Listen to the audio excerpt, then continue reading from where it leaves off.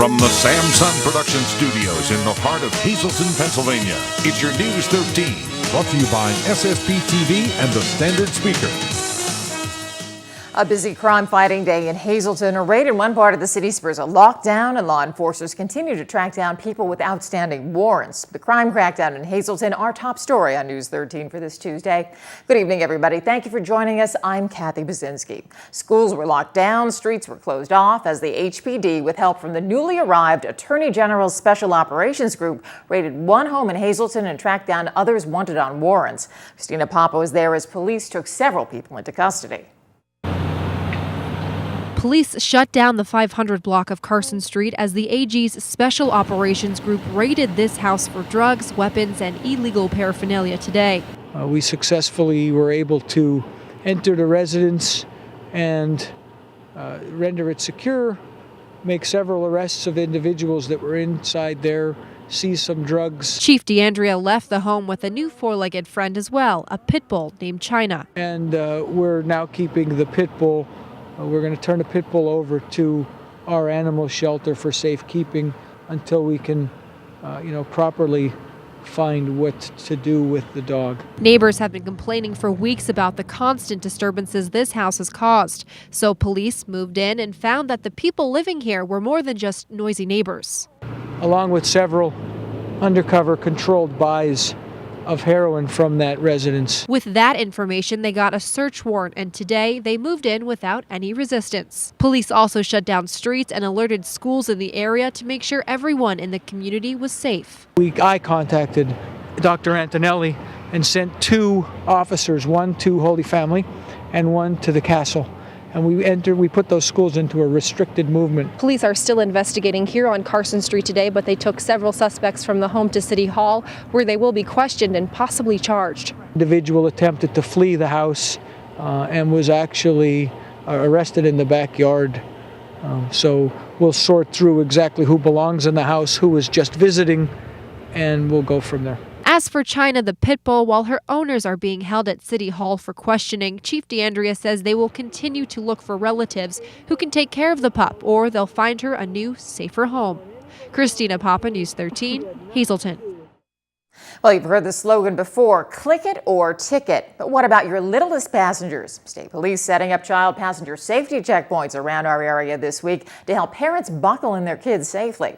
In conjunction with National Passenger Safety Week, State Police are holding child passenger safety checkpoints where technicians will check children's safety seats to make sure they're being used properly.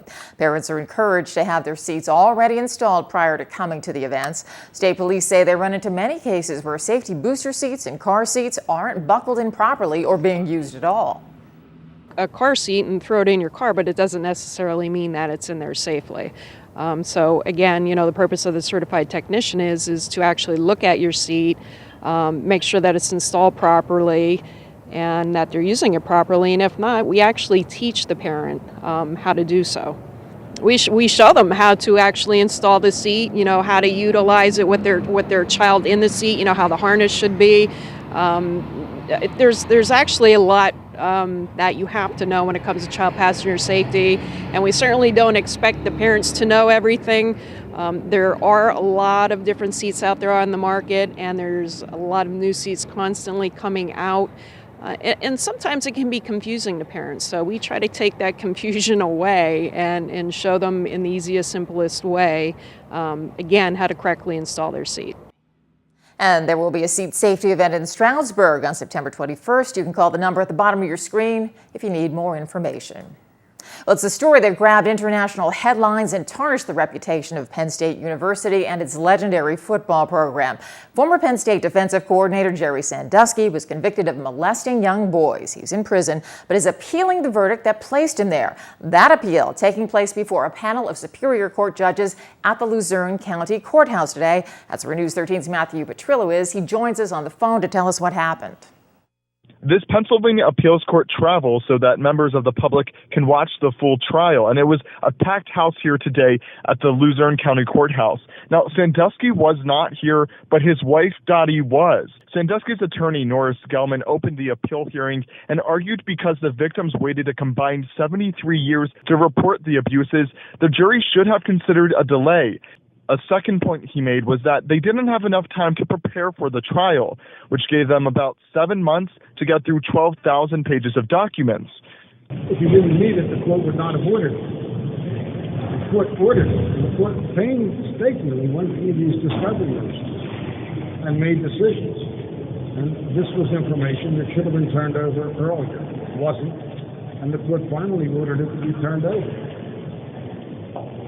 Mr. Mendoza also said that he didn't even look at any of this, had no bearing after the trial. When you look through all the documents, there was no bearing on his argument.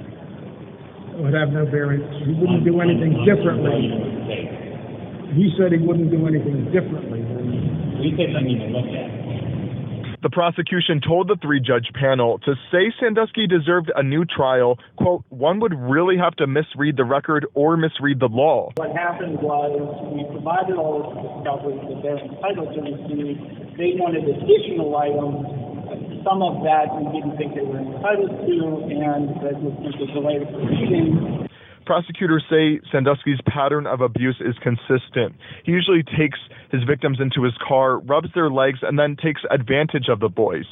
And they say that children don't normally report sexual abuses right away, so that it took the children all that time is pretty normal. The prosecution told the three-judge panel to say Sandusky deserved a new trial, quote, one would really have to misread the record or misread the law.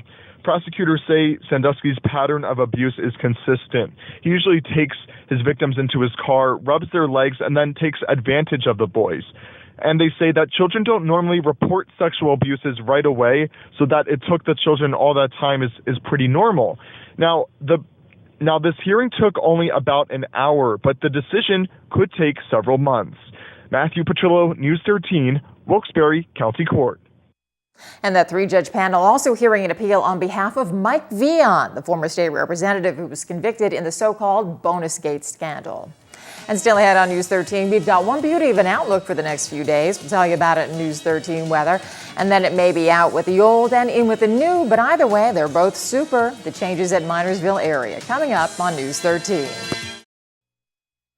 He ran the Minersville School District for 4 decades, and next month, Superintendent Joseph Brady is stepping down. Now, district officials have chosen a new candidate to replace him, and as Matthew Petrillo tells us, he's already familiar to face to most of the district.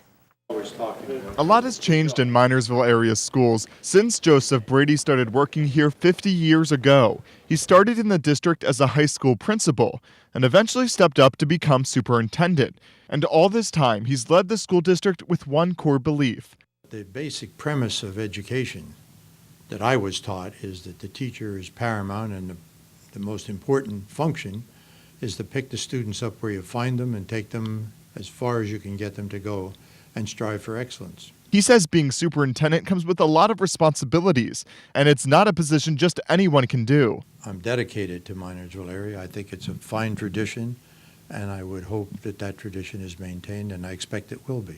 I have every confidence it will be. Now, Mr. Brady's last day is October 11th. The new superintendent will take his place the following day, and he's already a familiar face to most of the students here. He is Carl McBreen, and he's currently the junior-senior high school principal. We have an outstanding school district here at Minersville, and I truly believe in everything that we've done over the years. McBreen has been in the Minersville School District for more than 20 years, and he says his favorite part of his job is helping students learn. My favorite part about teaching is just seeing when the students get a concept you're trying to teach and have a basic understanding of what's going on in the classroom and doing well academically, seeing them do well academically, and that's what we're all here for. The school board appointed him to a 3-year term as superintendent with a salary that starts at $93,000 a year. I just want to continue to maintain the academic excellence and the striving forward to maintain the excellence in our school district. He says he won't disappoint.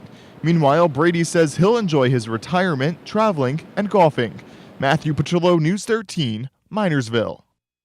Well, Minersville Borough Hall used to be a car dealership and appliance store. The upstairs of the building, which is a large ballroom, was once known as Globe Hall. But today, its future remains unclear. The building needs tens of thousands of dollars worth of repair. Its chimney is crumbling, the roof leaks, it needs new windows, and there's very little parking. The building is almost 100 years old, and with all the needed repairs, Borough Council is trying to decide whether to make those repairs or just knock it down and build from scratch. a lot of money for all the repairs, so that's why we're looking to see perhaps it would be better to, as I said, rip it down and start new, not putting Band-Aids on it the whole time, because it is a very old building, but it is a really nice building from years ago, and a lot of people have memories from when it was the Globe Hall upstairs. People went to dances there, myself one of them. And so it's a tricky situation. So we have to weigh all our options and see which would be best for us to do. And Council President Joseph Kinnis says Council is weighing all possible options and that she's not going to rush her decision. And it's time now for regional weather from the National Weather Service. Checking out the radar, maybe a little ground clutter to our north, but for the most part, nothing but clear, sunny skies. Creative Condition is just loving it. It's by Alyssa Patton, a student at West Hazleton Elementary Middle School, and there she is playing in the sun under a big, beautiful rainbow. Now let's take a look at News 13 weather from the National Weather Service for Greater Hazleton. For tonight, it's going to be clear with a low down to 45. For Wednesday, sunny and nice with a high up to 65, and mostly clear at night with a low around 50 degrees. And heading to Schuylkill County for tonight, clear with a low down to 41 crisp degrees. On Wednesday, sunny with a high near 69. It'll be mostly clear at night with a low around 48 degrees. Well, hunting season is pretty much just a couple of weeks away, and hunters are getting their gear ready, but Hazleton's Health Alliance wants to remind those going out into the woods to get their bodies ready, too. Greater Hazleton Health Alliance is holding a free hunter safety fair this Thursday, September 19th from 6 until 8 p.m. to help hunters make sure they're in shape for the season. Many times hunters will get their gear ready and not realize their bodies aren't properly prepared for the workout. Hazleton staff will be there to check out your heart rate and also test your cholesterol. There'll be several exhibits and a grand prize winner who comes to the event. Everybody at the Alliance feels strongly about hunters getting their health checked before heading out into the woods. The reason I am so passionate about the hunters being prepared to go into the woods is because many years ago, my dad, who took meticulous care of all of his gear and his guns and everything was perfect, bought his hunting license. He came home, he put it on his jacket, and he had everything ready to go. 20 minutes later, my brother, who was his hunting partner, came home and found him passed away from a very massive heart attack.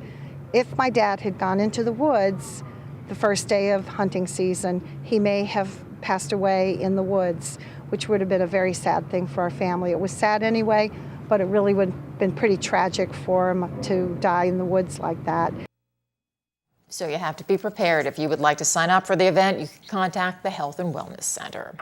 An appreciation for the people in Greater Hazleton and a feeling of community pride spurred some entrepreneurs to open a new business here.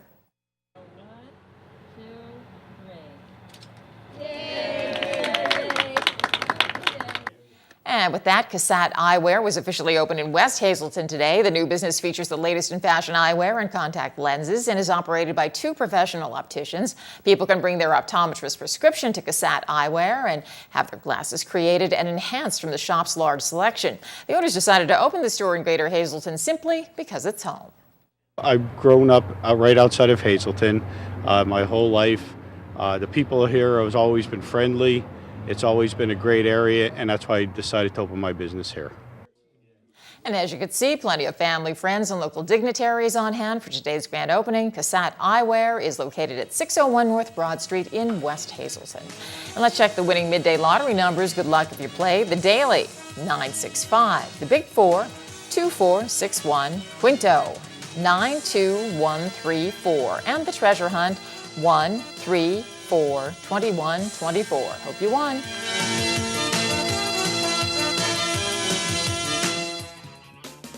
Good evening, everyone, and here's tonight's Talk of the Town report. First tonight, the Neskapek State Park will be holding a guided hike on the Skyline Trail Wednesday, September 25th. Wear comfortable shoes for a 3-mile hike and bring plenty of water. The program is free, and for more info, please call 570-403-2006. And finally, tonight, the Mock Chunk Opera House will be hosting the following entertainment. September 27th, Bill Kirchen. September 28th, Soft Parade. October 4th, Simon & Garfunkel Retrospective. And October 5th, the Jeffrey Gaines Band. For more info about any of these events, please call 570-325-0249 or check out mockchunkoperahouse.com. That's tonight's Talk of the Town. News 13 would like to send sincere condolences to the family and friends of these recently departed. Wilbur J. Burns Jr. of Tamaqua. Private arrangements are being handled by the E. Franklin Griffiths Funeral Home. Francis Sheegan of West Hazleton. Arrangements will be announced by the Hazel Chapel of the Crop and Hughes Funeral Home. Mary A. Joseph of Philadelphia, the Louis D. Truskowski Funeral Home is in charge of arrangements. Michael J. Marcinko Jr. of Fern Glen, funeral is Thursday at 10 a.m. from the Harmon Funeral Home, Friends Make Hall Wednesday from 5 to 8 p.m. And Michael A. Yacher, formerly of West Hazleton. Services are Wednesday at 10 a.m. in the St. John's Byzantine Catholic Church, Friends McCall Wednesday from 9 to 10 a.m. The Hillary J. Bonin Funeral Home is assisting the family. Tonight's obituaries have been brought to you by the Smilax Floral Shop located on 15th Street in Hazleton. For delivery to all local funeral homes, call 570-454-0111. Also by Doves of White, serving Schuylkill and surrounding counties, call 570-205-1597. And also by Leonard's Fine Dining, 615 East Broad Street in Hazleton. In your time of need, Leonard's can help you plan a funeral brunch or luncheon. Call 570-501-9600. SSPTV Sports on News 13 with Fred Barletta Jr. Well, in case you haven't noticed, the field hockey team at Hazleton Area High School is off to a great start.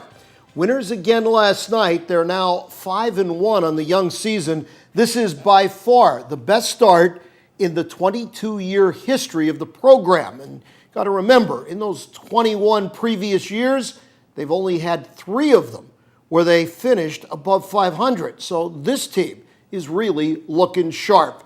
Take a look at the score right there. They not only win, they shut Wall and Paul back out, and they really made quick work of it. They scored 2 goals in the first 10 minutes of the game and just put their stamp on this one. And then the defense held down. The Lady Cougars are not giving up a lot of goals this year by any means. Meanwhile, Madison Reed got things started again. Remember, Reed's the one who had the game winner in that 1-0 thriller Friday night against Coughlin. So, you look at Selena Garzio and you say, well, that's why they're real good. It's more than that. And Reed is one of the other reasons why this field hockey team just might be the best in Lady Cougar history. It's too early to put that stamp on it, but 5-1, they are in uncharted territory. Keep your eye on them. Meanwhile, volleyball action looks like this. Hazleton area, they were going up against MMI, and boy, despite MMI playing some very good ball all season long, Hazleton took them in straight sets. Alvia Roberts, how about 18 digs on that night over at MMI? That helps an awful lot to win the straight sets. Straight sets was the deal also, Marion Shenandoah Valley. It was Grace Boyle leading the way for Dr. John Fallabell's club. Monoy, 3-0 set winners over Schuylkill Haven. Guess it was just one of those nights. Straight sets and go home. Tennis action. MMI 4-1 winners over Valley West.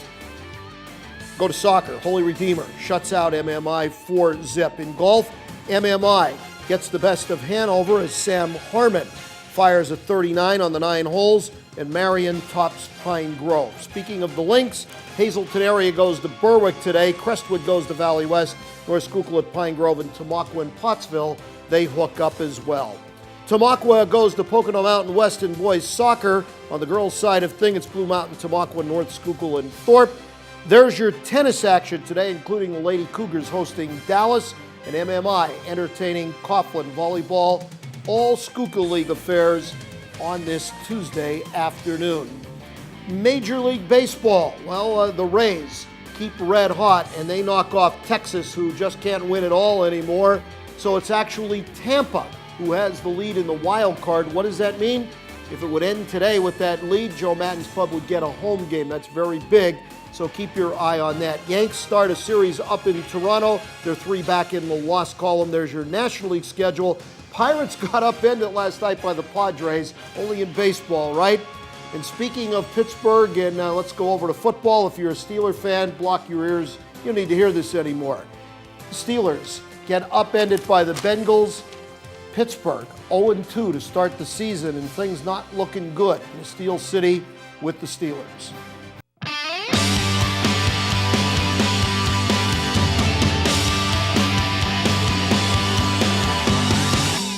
It's a new school year here in the Hazleton Area School District. I'm joined by Dr. Antonelli, the superintendent. And this week, you're really welcoming the students back and the families into the classrooms to meet the teachers. What's going on? We are. Last evening, we had a very successful Meet the Teachers night in our elementary schools. Parents and families had an opportunity to come in, view the classrooms, talk to the teachers, and see what's happening in their children's classrooms. Tonight, we will be doing Meet the Teachers night in the middle schools. And tomorrow evening, as part of Meet the Teachers night, we are inviting everyone from the general public to join us at the Hazleton Area Academy of Sciences tomorrow evening, Wednesday evening at 6 p.m. for our dedication ceremony. Following the dedication ceremony, the general public, as well as parents, will have an opportunity to tour the building and meet the teachers.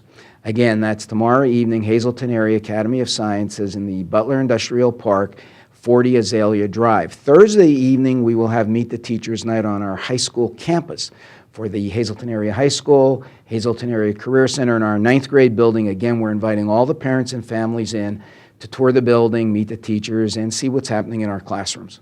So why is this important for the families to come in and meet the teachers? It's very important to establish a homeschool connection. We need parental support. We enjoy our work with the children throughout the Hazleton Area School District, but we can't do it alone. We need the support of parents and of families. All right, well, thank you so much. Again, tomorrow's the big opening of the STEM school. You're welcome to join at 6 o'clock tomorrow, correct? Correct. 6 o'clock. So I'm Christina Papa. That's this week's super segment. We'll see you next week.